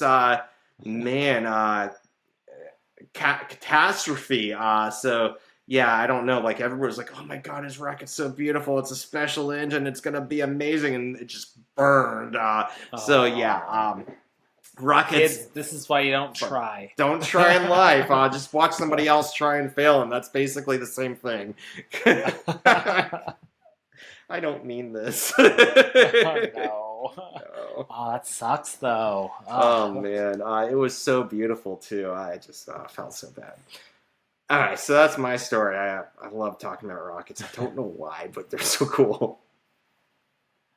Well, now we could dive into the next IQ point because I looked into Mach and Mach 1. We all know it's like a speed. Oh, I thought it was a Gillette razor. Well, there's that. Not the Mach 1. No, are they at like Mach 5 now? Yeah, Mach 20. It's like a huge thing. 20 blades. It'll slice your face off. It'll be the cleanest shave you'll ever have because you won't even have flesh anymore. No more flesh, no more hair. Ultra gross. Well, I didn't necessarily want to go into like what Mach was or anything like that. I kind of wanted to just do a little bit of research on how it relates to rockets, how fast is it, the highest recorded speed of an amateur rocket, and its relation to like real rockets and everything like that. Because I kind of wanted to just see like Howard's rocket versus like other amateurs. I found a lot of this information on NASA.gov. First off, Mach, it is a measurement pretty much of speed. It is the object speed over the speed of sound, and that's how you get your Mach number. Hmm. So Mach 1 means that you're traveling at the speed of sound. And that means that you are traveling at around 760 miles per hour or 1,224 kilometers per hour. And that's a very oversimplification of what Mach really is, as the speed of sound actually changes based on the temperature. So the speed of sound at sea level is different from the speed of sound in the air. So Mach isn't necessarily a measurement of speed, it's more of a measurement of the pressure waves. So I started looking more into this, but it was actually kind of confusing. So I didn't really want to make this about like the calculations and what it actually is. Like I said, I really wanted to just look at amateur rockets and its relation to Mach and how fast it really gets. So I was wondering, what is the highest recorded speed of an amateur rocket? Or rocketry, as we called it. And I found this on space.com. And this record was made on April 16th, 2023. So not that long ago. And this record is based on distance.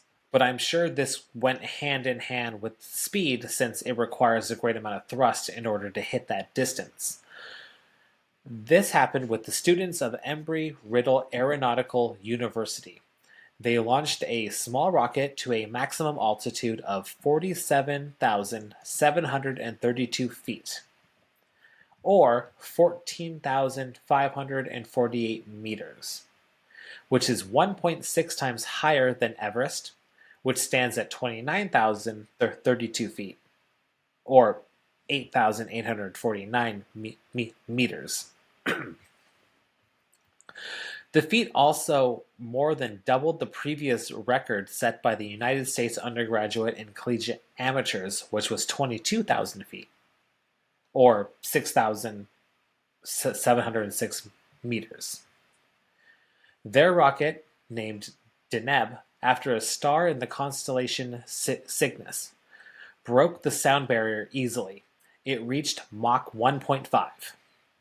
So that means it sped up to 1,150 miles per hour, or 1,850 kilometers per hour, during a 26.1 second flight. And I saw the videos. There's actually a bunch of videos on YouTube on this, and their rocket is way bigger than Howard's. Howard looks like just like a little model. Yeah. Like a little model rocket. I was like, really? That's going to hit Mach 1? Like, I don't, even like with liquid fuel or gel fuel, like it seems like the gel fuel would burn the rocket itself. It would burn so hot. So, like, it didn't make sense to me. And it's so small. It's like, where are the stages at? Yeah, exactly. What's it? Yeah. But it would be very impressive if it actually did hit Mach 1 and actually did, like, go pretty high. He is an engineer, so maybe he found a way to make it happen. Or they just wanted a more of a realistic size that could actually fit in his room. Well, I compared amateur rocketry to real rockets from NASA. I was wondering, how fast does a spaceship need to go to reach outer space? So I found this on science.howstuffworks.com, and I cross-checked it with the nasa.gov. And as a rocket is launched into space, the Mach number of the rocket goes from 0 to almost 25. A rocket must accelerate to at least 25,039 miles per hour, or 40,320 kilometers per hour, to completely escape Earth's gravity and fly off into outer space. And then I found some information on the Caltech website, and their numbers are a little different because they said, like, well, it really just depends what you mean by into space. If you just want to get into orbit around the Earth, you need to reach a speed of at least 4.9 miles per second, or 17,600 miles per hour. If you want to completely escape Earth's gravity and travel to another moon or planet, though you need to be going even faster at a speed of 7 miles per second or 25,000 miles per hour. So that's what I had on Mach. And I think that's important to know too, that like technically the upper atmosphere is considered space, right? That like the International Space Station is in the upper atmosphere falling around Earth, and that's why it orbits. And that if it was like an actual not in the atmosphere at all, like it wouldn't be in orbit. Is that right? I think so. Is that your understanding? I was trying to look this up. That I'm reminded of an episode. I think I've recommended it, but the show The Expanse. I can't remember who played the guy. I thought it was Will Wheaton, but I'm not positive if that's true. I can't remember who it was. I'll have to look that up. But there's a guy who invents what's called the Epstein drive, like this fast, like the fastest space travel possible. I don't think it's light travel. I think it's slower than that, but it's like super fast. And the problem is he's like experimenting with it in his own like private rocket ship, and he like hits it and doesn't account for like the acceleration and gets pushed back. And because he's pushed back so far, he can't lift his hand to turn it off. And so, like, for the rest of humanity, he just disappears. And nobody knows what happens to him. But, like, in one of the episodes, it shows him there, like, sitting like this, like, not moving. And, like, one of his last thoughts, or maybe I misremember this, but it becomes clear that when he disappears, his wife understands that his calculations were correct and uses his calculations to redefine the space drive, and make it something that is usable that you can turn off without like just accelerating until you're dead. Yeah, I think that's cool that you mentioned too that it's different depending on where you are, because sound travels at different speeds, and gravity influences that too, right? Yep. So that's why you have to have a Mach number, so it kind of creates a relation. Yeah. As opposed to just saying miles per hour or kilometers per hour. Yeah. That's cool. All right. So now we jump back to the apartment, and Leonard is mixing something. We kind of just see the ending of a conversation where he's saying the trick is to mix in Tovex in order to create a combustible gel that will generate over 8,000 kilotons of thrust. Well, I looked into Tovex. Oh. I wanted to learn a little bit more of Tovex. Like, okay, how do you get that? Well, what is it? And like, what's he mixing it with? So I was trying to find information on what he was doing and if it could be applied towards rockets. And once I get into the explanation of what it is, it's not a shock that I couldn't find a lot of information. I was listening and I thought about doing some, but like his ambiguity with some of the word choices made me think, this probably won't take me very far. So I'm curious what you came up with, because I just decided to not look into it. Yeah, it did not take me very far. It is an explosive, and honestly, there isn't a lot of information out there because I'm sure the government doesn't want the public to know how to utilize this material. It's because an explosive of Joyce that's essential. Yeah, it's all the Joyce Kims of the world. All Joyce Kims ruined of the world. Everything. It's an explosive that's essentially replaced dynamite, as it's lower in toxicity, safer to manufacture, transport, and store. It looks like a fluid gel that can be white to black in color. And Tovex is mostly used for seismic exploration by oil companies. Oddly enough, I found spec sheets for it, though.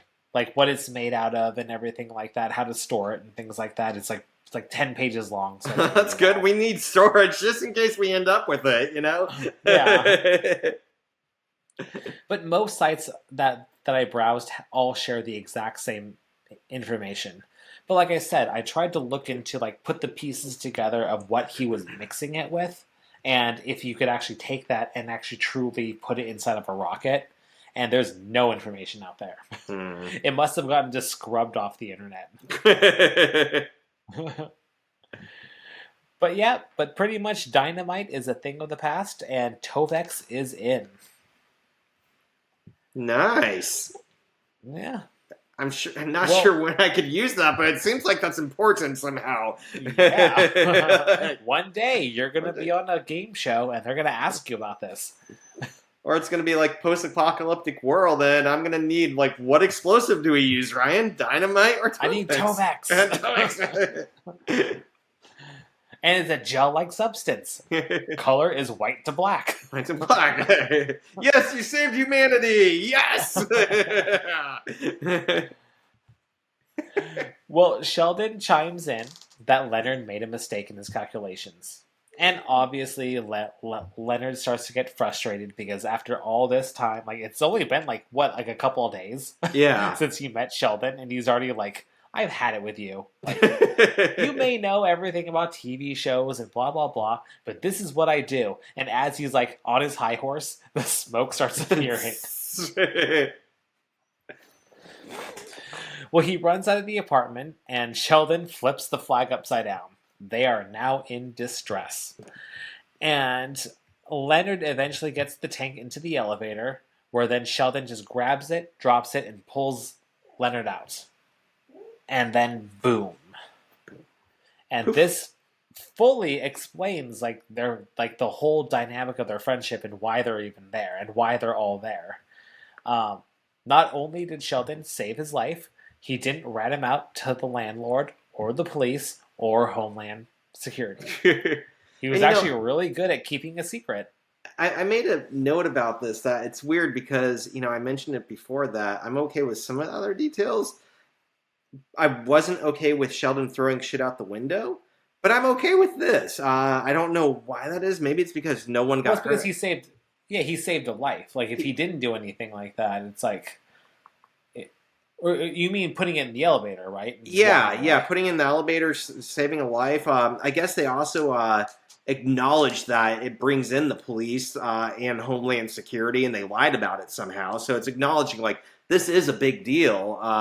And so I can laugh it off. I'm like, okay, I know this is a sitcom. It's goofy. In real life, they would figure out who the hell did that and why. But for a sitcom, I can...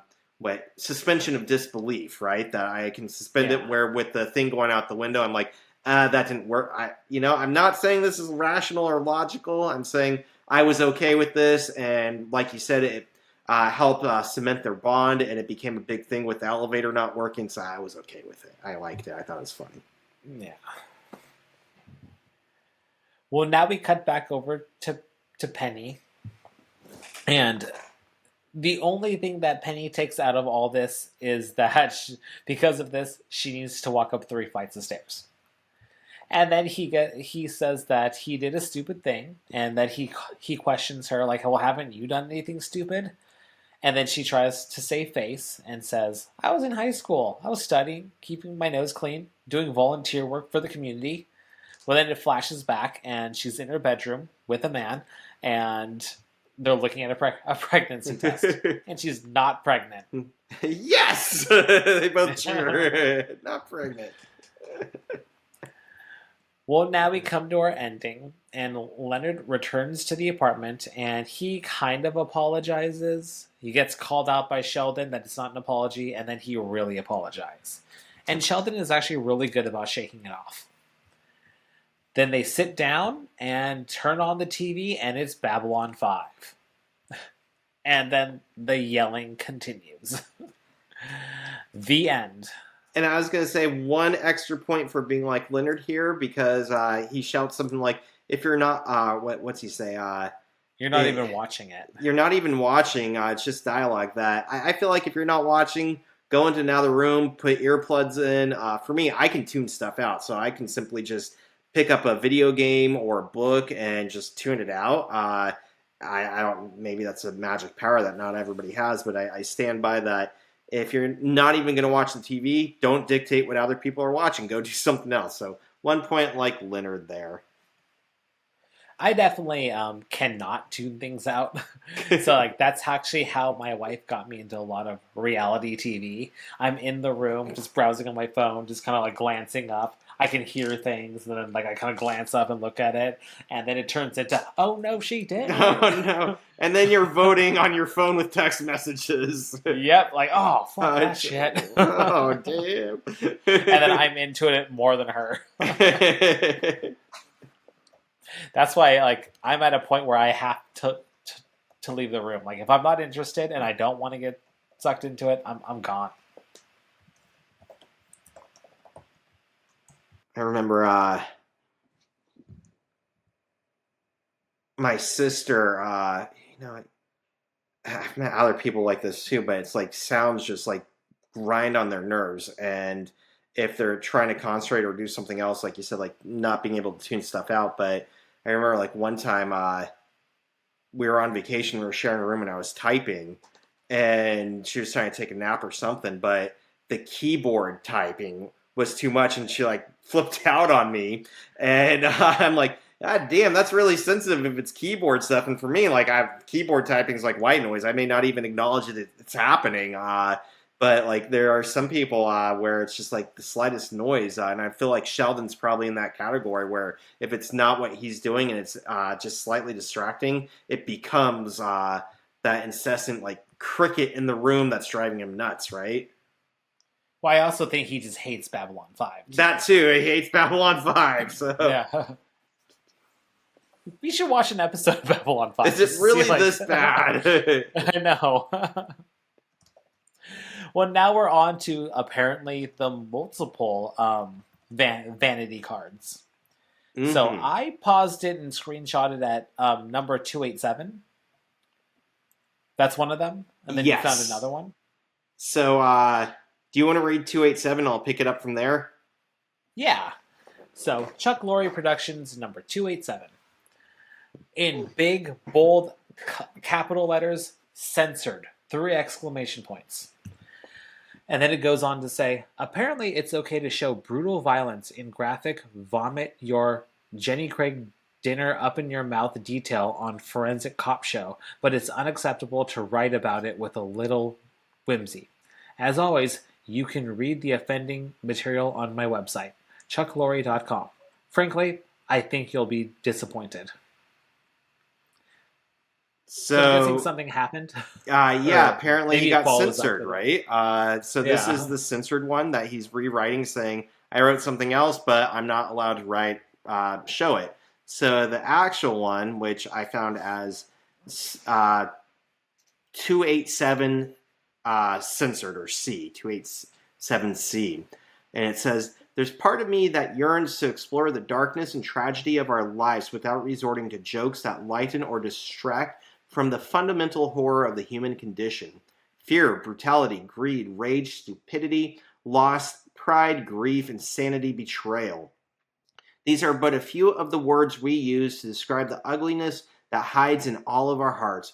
But how have I, as a comedy writer, used them? Certainly not to peel away the thin veil of civility that masks the rotting soul sickness that eats at us from within. No. Whenever I attempt to illuminate the pain of our existence, something like this comes out. Filled with grief and rage over her husband's betrayal, Lenore set his balls on fire, then pled insanity. You see the dilemma. Even when I use the appropriate words, my instinct is always to undercut the dramatic. In the above case, with the ludicrous image of fiery testicles. How then shall I write about the harsh reality of our daily lives, the madness and cruelty which assaults us from the cradle to grave? I've come to believe that that my only hope is to embrace the comedic undercut and then go to step further. In other words, no matter how frightening, I must dive into the nightmare. I must not flinch from the horror. Filled with grief and rage over her husband's betrayal, Lenore set his balls on fire and then proudly watched as the flames, fueled by the peach-flavored lubricant, leapt to his condom-clad member. She later pled insanity, but at the moment she was amused to see that ribbed for her pleasure latex burns like a son of a bitch. Nope, still not right. So we got some penises, we got some mutilation, we got some fire. I can see why, it's writing. I can see why it's censored, but it's weird nonetheless to me. Yeah. These vanity cards, man. Yeah, and apparently these aren't the only ones. There's a couple other ones out there, and I'm They not got sure. censored? Yeah, I'll have to look up what they are maybe for next time. But like this one came up and it took me I'm like, what the fuck's going on here? And then it clicked. Oh, it's censored. It means it was actually censored. So. And then on one of them I was looking at, it was like, click here to view the censored one. And I clicked and it didn't take me anywhere. So I'm like, what is this madness? It's extra censored that you can't even find it. Super censored. It's a 2-stage censored. Oh. Burning. Like his testicles. Like the peach ripped condom. Like the peach ripped condom. I'm counting the IQ points. I think it's 5. Just double checking. Yeah, we're at 5 IQ points. And I'm at 99 to 100. So I broke 100 for Sheldon first. So he's still winning by 1 point. Yeah, it's catching up. Well, next episode is season 3 finale. We'll see how you end up with season 3. Dun, dun, dun. And then we'll have to do a recap, right? Yep, we'll have to do our just like what we did with seasons 1 and 2. We did a did we call it a recap? Is that what we called it? Sure, why not? Yeah. The recap, yep. Well, we will do a recap. Actually, yeah, it's only a couple episodes away. So now that we're close at hand, if anybody is interested in sending us some messages or anything like that, or talk about your highlights, on the docket right now, we actually did mention that we want to talk The Theorists. Like what we mentioned earlier in this season is that there was like a ripoff of this show. On the Russian show, right? The Theorists, and there should be some clips on YouTube. So Ryan and I are going to be watching as many clips as we could find and just try to talk about that. We're going to talk about highs and lows of season 3. We'll do some superlatives, best episode, worst episode, best guest actor or character, and then we'll kind of just do a summation of our IQ points, our favorite IQ points. Top 3 or top 5 or something like that. We'll do our favorite Ryan Sheldon point tally too.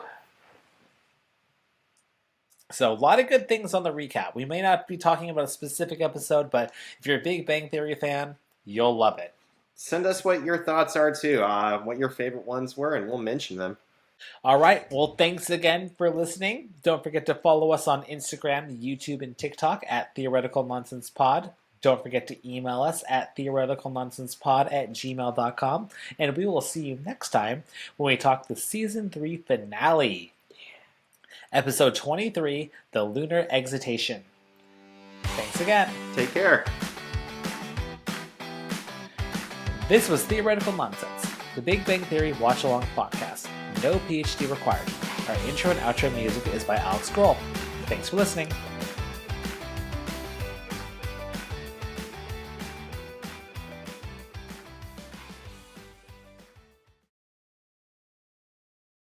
Time to sex this rabbit.